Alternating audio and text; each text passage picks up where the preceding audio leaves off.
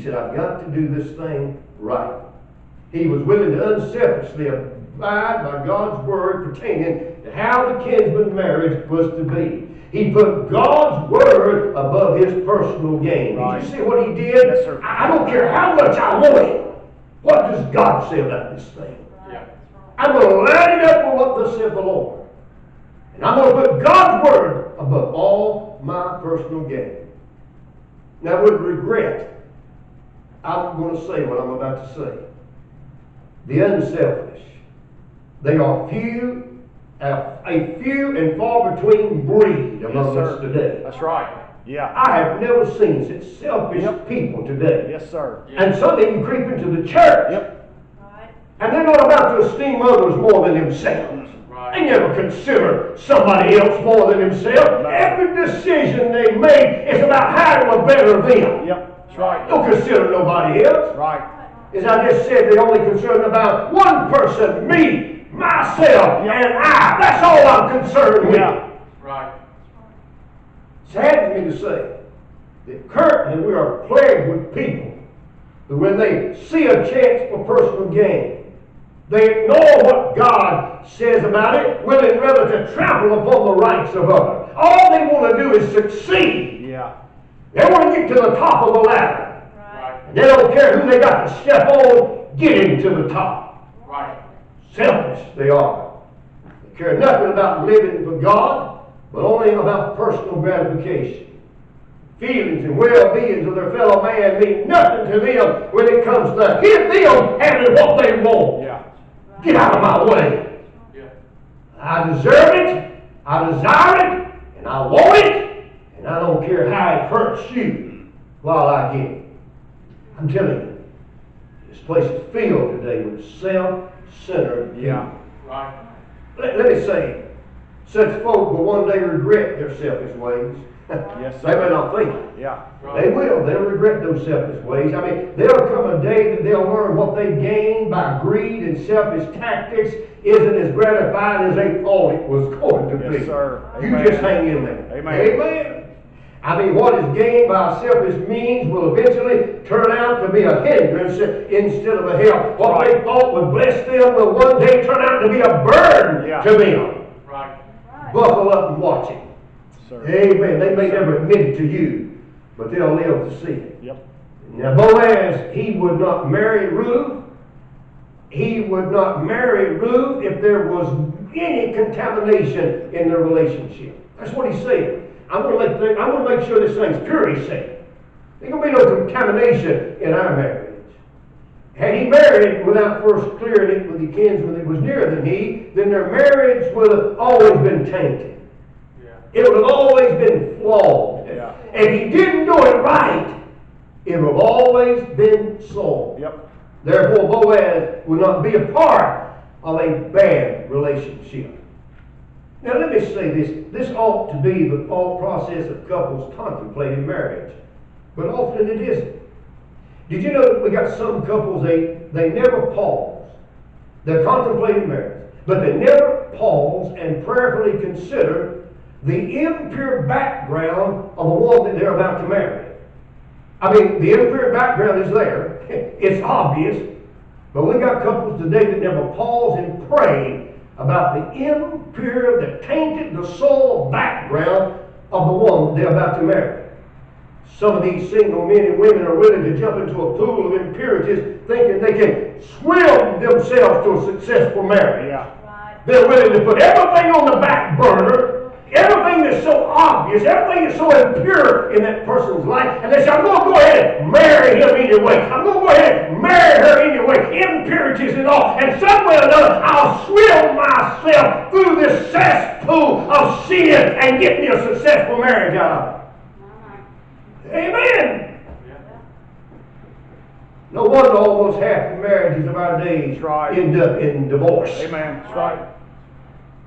No wonder over half of our homes today have been buried under the rubble of a broken home. Yes, sir. When couples marry, they need to make absolutely sure that their marriage doesn't begin tainted. Right. Don't get involved in a bunch of impurities to begin with. And again, to my unmarried audience, outside, inside. Let me urge you to never compromise in this area of character when seeking a lifelong mate. Hunt you somebody that's got a godly reputation sir. about it. Amen. Hunt you somebody that's got a name for living for God. And don't you compromise your conviction. That's right. Right. You'll never regret waiting for the mate with character. Don't forget you're making a choice to whom you're going to spend the rest of your life with. Therefore, don't you accept anything less than excellence. That's right. Right. Amen. You give them a high mark to measure up to. Let Jesus be right there at the head of that mark. Yeah. Stick to your guns. Don't you compromise one iota. I mean, you wait for the right one. Amen. Wait. Sometimes that's the hardest thing for God's people to do is wait. Yeah. But the promise still says, but they that wait upon the Lord shall renew strength. They shall mount up with wings as eagles. They shall run and not grow weary. They shall walk and not faint. The blessing comes to those that wait upon the Lord. Right. So you wait on the right one. Yes, sir. Amen. Wait on the right one. Amen. Right. As I time I preach like this, I only got one couple in here that's about to get married, and I ain't talked them out of it yet. They still got the date set. But you wait for the right one. Stick to your guns. Now, after revealing to Ruth this problem that existed, Boaz continues here in verse number 13. He says, tarry this night, and it shall be in the morning that if he will perform unto thee the part of the kinsman, well, let him do the kinsman's part.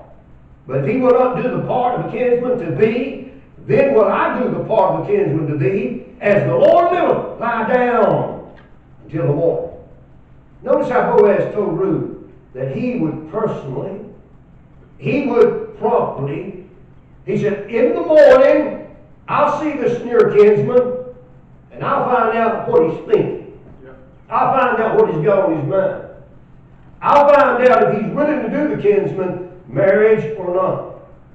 If the nearer kinsman will not do his kinsman duty, then here's how Boaz answered Ruth. He said, I will marry you. Now notice something else here. This is good. Notice Boaz didn't require Ruth to go to the near kinsman, but he said, I'll take care of this myself. Yeah. Yep. Amen. Good. Right. I mean, he ain't even married to her yet, but he's done taken the headship role here. Right. Right. He's not sending her to do something that he ain't sending the hen to do something the rooster ought to do. Right. Right. You get in trouble like that. That's right. Every time I send a hen to do a rooster's job, I get in trouble. And every time a rooster goes and does a hen's job, he'll get in trouble. That's right. Amen. Yep. He didn't require her to do it. He said, I'll take care of that myself. I'll take care of it. Now again, notice it was this prompt, this personal response exhibited by Boaz, which revealed to Ruth just how much he loved her. He said, honey, I'm going to take care of this thing. You just rest your little mind. Just quick as morning gets here, I'm going to be on the scene. He was so in love with Ruth, he was so ready to make her his beloved wife, he set out at once to handle this hindrance which stood between them and their wedding. I'm going to take care of this thing. It's between me and my wedding. I'll handle it right now. Yeah. Let me say, when Ruth saw the glimmer in his eyes, there had to be a glimmer when he was talking like Yes, that. sir. Had to be. Yeah. I mean, even though it's dark time, I'm telling you what, I guarantee his eyes was glittering. I mean, and when she saw the glimmer in his eye, heard how he was going to personally and promptly take care of this situation, I'm sure she was more sure of his love toward her than ever before. I know this man loves me now. Yep. And though she may have been a little disappointed because of the problem, she would have been convinced of Boaz's love for her and that he was willing to get up and deal with what was keeping them apart. Yes, sir. I'm telling you, he's going to deal with this thing. Right. I want to pause here for just a moment and say, sometimes we experience problems so that God can, through the problem, demonstrate His love toward us.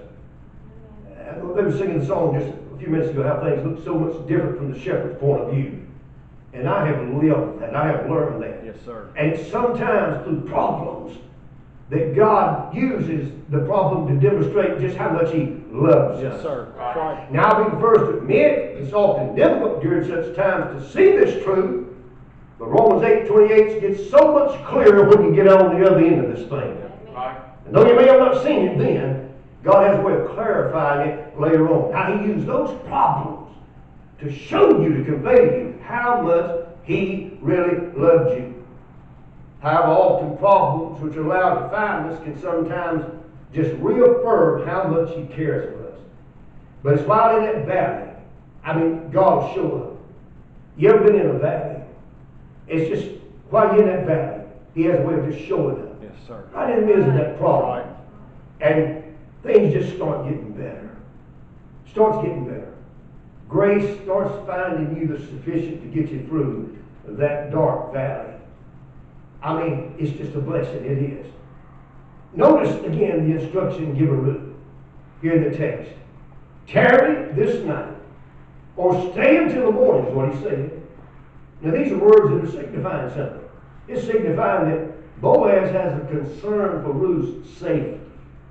The desire of him being her protector is seen. Even before he's allowed to take her as his wife, he's still interested in keeping her safe. Yep.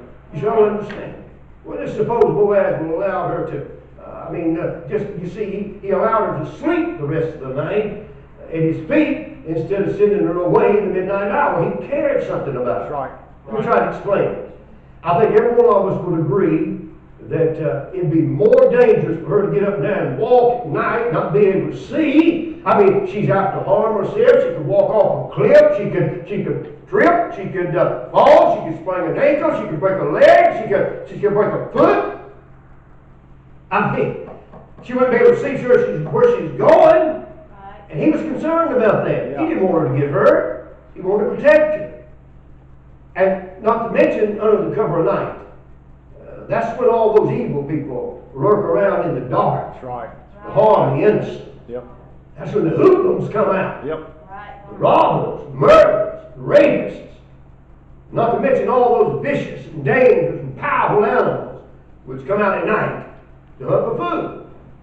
So out of kindness, please hear this, out of kindness and love for Ruth, here's what Boaz did. He determined to make sure she was protected from the dangers of that night. Amen. He told her to tarry where she was till morning. Amen. I could add a whole lot to that, and I may just add this. I think I will. I don't know about a man that could be somewhere at night and demand that a woman would get up in the night and drive to him on a dangerous road just to pacify him. He don't care anything about her safety. No, sir. That's right. No. No, sir. I wouldn't let my wife do something like that for nothing. No, sir. Amen. That's when Jackson tossed the terror on the phone all the way back to the house. Cares for her. Yeah. Cares about safety. Right. I'm telling you, Boaz was concerned about the safety of this woman. So he said, just stay where you at till morning. In verse 14, the first part, notice what he said, and she laid at his feet until the morning. And she rose up before one could know another. Now this term, before one could know another, sometimes people read that and get the wrong idea. Here's what it means. It means before they could distinguish, before they could clearly see one another. See, it gets these two ain't doing nothing wrong. It means before they could clearly see each other in the morning.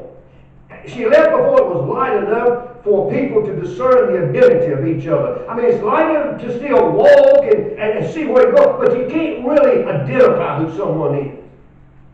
She didn't leave before it was too light enough to see her way home. She just left before it was too light before you could identify with each other. Right. Now, by her leaving early, here's what she's doing. She's protecting her name. Not only was it important for her to maintain clear conscience, but she was to guard her good name. Right. You know what the Bible said in Proverbs 22:1? A good name is rather to be chosen than great riches. Now, he's not talking about the name that your mom and dad gave you when you were born. He's talking about that good name that you've obtained by a good reputation of living for God, loving God, serving God. People get to looking at you and say, he's the real deal. He's got a good name. Right. God said that good name that you have worked for and you've strove to keep, that thing's worth a whole lot more to you than great riches. Amen. Right. You know you can lose your good name in about 5 seconds. Yes, sir. That's right. About 5 seconds, what it took you 15 years to build. Right. Never are we to do something, now listen, they're innocent, but never are we to do something, though innocent in itself, that might be misinterpreted as being evil. Right. Let me try to explain it. I don't think this will ever happen. But supposing I get a call from a church member, one of the wives of the church, and she said, Pastor, I got it, my husband. I don't got into it. He's down at the dance hall tonight. He's at the dance hall. Would you please go talk to him? And I said, yeah, I'll go talk to him. And then I pack up and go to the dance hall. Well, before I get to the dance hall, he done got under deep conviction. God done wore him out, whipped him up. He's done repented. He's done confessed. Got in his car and went home. And I'm going to the dance hall hunting. And I mean, it's a juke joint. I mean, rock and roll, rap, whatever you want to say going on. I mean, I'm hunting him. Want to minister to him and help him. But he's gone, and then I step out the building, and then Jackson comes by and says, there's Pastor coming out of the dance hall. Yeah. Yep. Yeah. You understand what I'm saying? Yes, sir. I'm innocent. Yeah, we know you're innocent. Yeah, we bet you are. Yeah. You've been in there shagging, haven't you? Somebody see you, they don't like you anyway. Yeah. You done ruffled their feathers. You done preached against their little old sin, and then they say, you coming out. You were innocent in what you were doing. But now it's been misinterpreted, and it looks evil. Yep. Amen. I'm telling you, we got to guard Yes, our sir. testimony. That's right. I'm careful where I go. Yep. Amen. You ain't seeing me going to the liquor store to get a free calendar. No. Uh, No. And you got rocks for brains if you're a Christian going to the liquor store trying to get a free calendar. Amen. That's right. Somebody see you coming out and say, you got a fifth? I'm telling you something, we got to be careful, we got to be careful. We must avoid not only sin, but any activity that though innocent might cause others to speak disgraceful about us. Listen to me, a good name is rather be chosen than great riches. Guard that good godly reputation you've got. Right. Guard it. Yes, sir. There's a war out there for your witness. Did you know that? Yep. Amen. Ruth left the threshing floor before anyone was allowed to start a rumor about her that was not true. And in the second part of verse 14, and he said, let it not be known that a woman came into the floor. This instruction was meant to protect their future. They were innocent. Again, they wasn't doing anything wrong. Boaz and Ruth were not attempting to cover up a sin. But if this matter of Ruth coming to the threshing floor, sleeping at Boaz's feet, should get out in the town, it could have had a negative effect on this near kinsman's choice. I mean, the other kinsman might have said after hearing this, well, I'm not messing with her. I mean, they've already been together. Could have a negative effect there. Yes, sir. Such gossip could stain Boaz and Ruth's relationship and do great damage to their good names. I guarantee there's a long-tailed gossip somewhere in Yep. this day looking. Yep. And ain't nothing that will thrill, well, I say her or him. They're just about as many men gossips as they are women gossip. I've come to the conclusion. Right. They gossip in the bar. They ain't gossiping in the barber shop, the beauty shop now, no, are they? Ain't none of them more. Unless I ain't let somebody get over, I'm gonna have to take a chance, let Bobby get a hold of this stuff here. I'm gonna get looking like Joel Osteen on the backside here. I can't handle that. Amen. Amen. Let me just stop right here and say, there's some personal subjects that are not up for public discussion. People who openly blab things about their spouse or soon-to-be spouse, they're not protecting their romance, but they're running a risk of ending it. That's right. Some husbands and wives, by not showing good judgment in how they publicly speak about the other, is in danger of destroying That's right. their sweetness and their closeness in relationship. I'm telling you. Yep. They're seen. Listen, a husband, he gets out somewhere and he publicly begins to just tell things about his wife, and she don't wash the dishes right. She don't wash. I can't go to get a towel and there ain't never no clean towels in her. He's telling his buddies down there at the job. Then the wife, she begins to talk to a friend about her husband, and we begin to reveal and disclose all of his and her imperfections. I'm telling you, many a courtship and marriage has suffered greatly when one in a relationship begin to unwisely publish the imperfections of the other. Yeah. Amen. I'll tell you something. If you're talking to anyone other than God and a preacher that you can trust about the imperfections of your mate, you better watch it. Yes, If you're sir. talking to anybody else other than Right. God and a pastor you can trust. Now, I believe in parishioner-pastor confidentiality. That simply means that if you come to me, and I hear the train coming too, and all of y'all gonna hear it here in a minute. But if you, I'm gonna let the engine go by here just a minute. Somebody say, praise the Lord. Hallelujah to the Lamb. Yes, sir. But I'm telling you, if you're unwisely publishing things in public about your spouse, you believe me, it'll get back to them. Yes, sir. It will. Yeah. Right. And I tell people when they come talk to me, and the first thing I need to share something with you, but you've got to keep it between us. I said, well, who else have you told about it? Because if you've told it to anybody else, please don't get mad with me if it gets out. Right. But I believe in that pastor Christian confidentiality. There's nothing wrong with it. Now don't go shoot somebody and come tell me about it. Think I can't testify against you. I ain't talking about that. Go rob a bank. I'm gonna rob a bank. I go tell the preacher, he won't tell on me. No, I ain't talking about that. Right. I'm talking about family matters, Right. personal matters. Amen. And there's been a many spouses just created havoc in their marriage by just talking, revealing the imperfections of their spouse to someone else. And don't you be surprised when they Facebook it. There's somebody who won't tell it. Yeah. They'll tell it to somebody else, they'll tell it to somebody else, and then somebody tell it. Here's the message to us. We must always see to it that we conduct ourselves above reproach. Be it in our marriage, our courtship, or any other area of our life. For if we fail to do this, we're sure to open the door to so many other problems. That's right. We've got to always guard our tongue. We've got to be cautious who we associate with, where we go, how we behave, because how we publicly conduct ourselves reflects the kind of people we really are. That's right. Right. You see, if we ever fail to behave properly, we're going to open the doors for others to point the finger and discredit our testimony.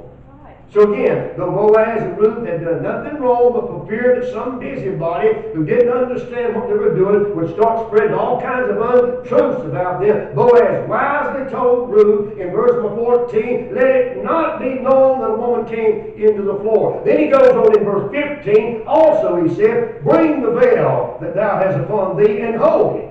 And when she held it, he measured 6 measures of barley and laid it on her, and she went into the city.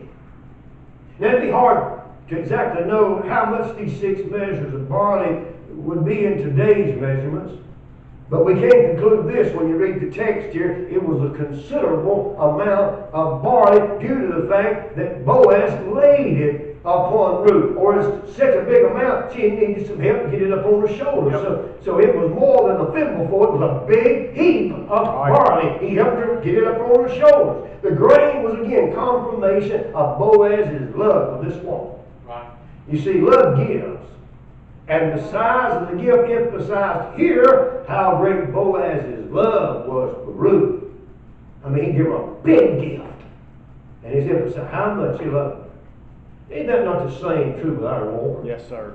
The very fact that God so loved the world, he gave his only begotten Son just manifest that love gives. Yes, sir. And the greatness of God's love is seen in the greatness of his gift that's been given to us. There is no greater than the Son of the living God. Right. God gave his Son, or let me say, God gave his greatest possession to save our soul. So again, let me assure you, this gift of grain that was poured into Ruth's veil confirmed the fact that Boaz's love for her was great. He gave her a great amount of water because his love for her was great. Sir. Right. In verse 16, and when she came to her mother-in-law, she said, this is Naomi, her mother-in-law said, who art thou, my daughter? Now this question doesn't mean that Naomi had forgotten Ruth. Don't mean she'd been gone so long that she'd forgotten who she was. But it's an inquiry to find out this romantic status here.